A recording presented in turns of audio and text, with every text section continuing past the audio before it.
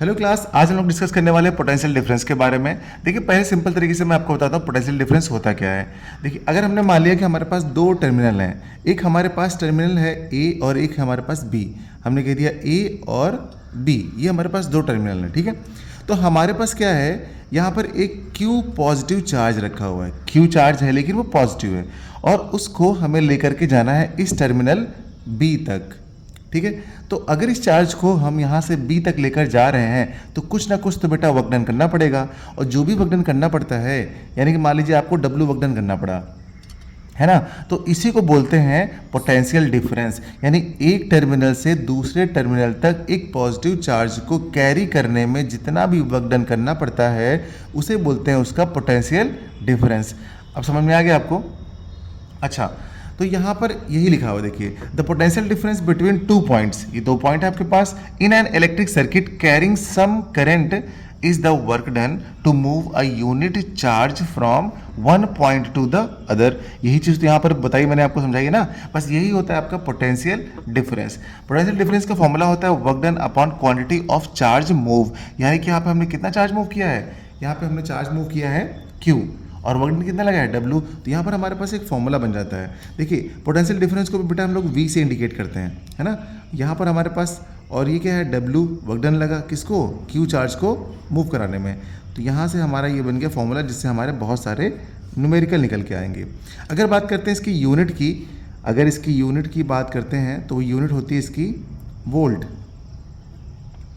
Volt होती है इसकी यूनिट। अगर हम बात करते हैं यहाँ पर कि वोल्ट पोटेंशियल डिफरेंस जो है या फिर वोल्टेज है, इसको किस डिवाइस से मेजर करते हैं, तो आप वोल्ट मीटर से इसको मेजर करते हैं। और ये हमेशा जो वोल्ट मीटर होता है ना, ये सर्किट में पैरेलल में अरेंज होता है, ये पैरेलल में कनेक्ट होता है, सीरीज में कनेक्ट नहीं होता है, इतना आप ध्यान रखिएगा।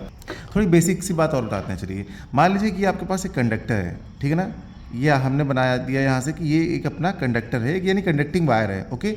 ये कंडक्टिंग वायर है, इसके अंदर बेटा इलेक्ट्रॉन बहुत सारे हैं, बहुत सारे इलेक्ट्रॉन हैं, ठीक है। आपने इसको जो कनेक्ट करके रखा है ना, जब इसको कनेक्ट करके रखा है तो इस वाले टर्मिनल को देखिए क्या बोलते हैं, प्लस बोल दिया हमने, और इसको बोल दिया माइनस। जो आपने बैटरी से कनेक्ट किया है तो एक तरफ प्लस है।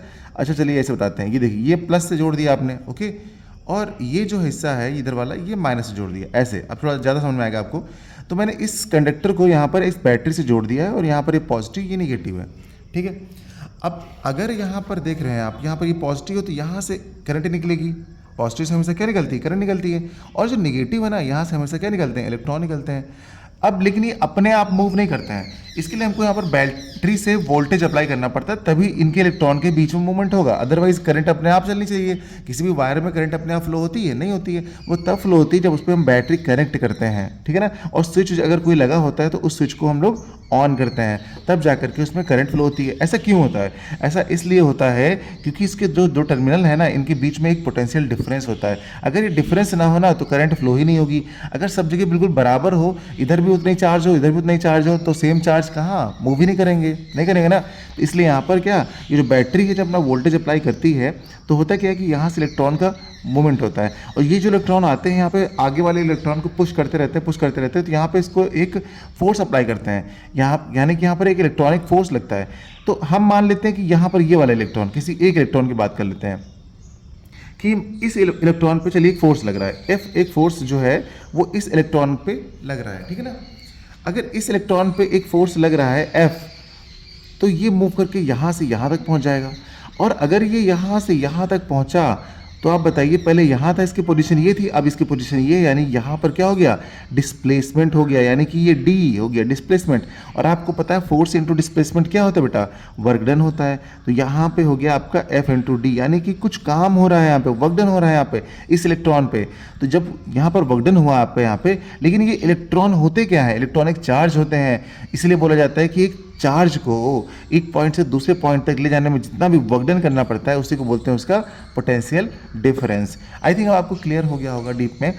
क्लास 10th साइंस का कोई भी टॉपिक हो बच्चों, आप हमें बताइए, 24 आवर्स में आपको सोल्यूशन प्रोवाइड करेंगे।